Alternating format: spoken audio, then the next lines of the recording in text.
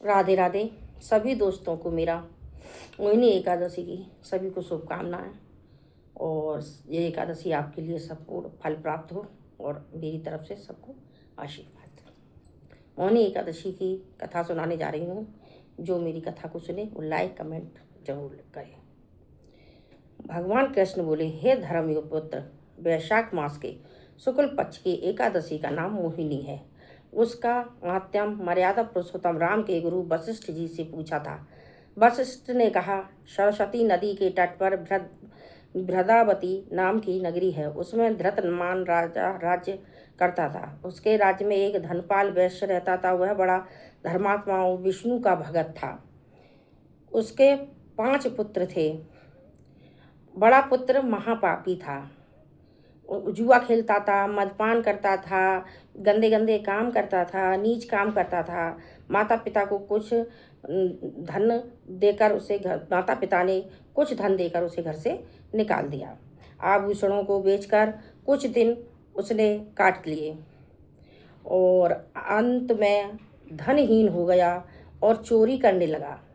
Police पकड़कर उसे ले गई और जेल में डाल दिया। जब उसका दंड पूरा हुआ, अवधि बीत गई, जब दंड की अवधि उसकी बीत गई, तब वो जेल से निकला। तब राजा की नगरी में से निकला और वह वन में पशु पक्षियों को खाता, मारता, भूखे प्यासे पशु पक्षियों को मारकर खा जाता था। एक उसके साथ शिकार न लगा, भूखा प्यासा कठिन मुनि के आश्रम में गया और आया और हाथ जोड़कर बोला, आपकी शरण में मैं पातकी हूँ। कोई उपाय बताकर मेरा उद्धार करूँ।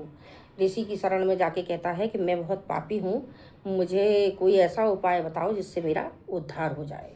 तो ऋषि मुनि ने कहा, आप मोहिनी एकादशी का व्रत करें, वो सारे पापों का नाश करती है और आप उससे पाप रहित हो जाएंगे। तो वो पापों को सारी को भस्म करने वाली है, पापों से मुक्ति देने वाली है, पाप रहित हो जाएंगे होगा। तो और फिर उसके बाद उसने वैसा ही किया। उसने मोहिनी एकादशी का व्रत किया और उसके पाप दूर हुए और वो विष्णु लोक को प्राप्त हुआ। इसी तरीके से मेरी अगर ये मोहिनी एकादशी की कथा अच्छी लगी हो तो कमेंट करना, लाइक करना, शेयर करना और आप सभी भी मोहिनी एकादशी की व्रत करें। और राधे राधे।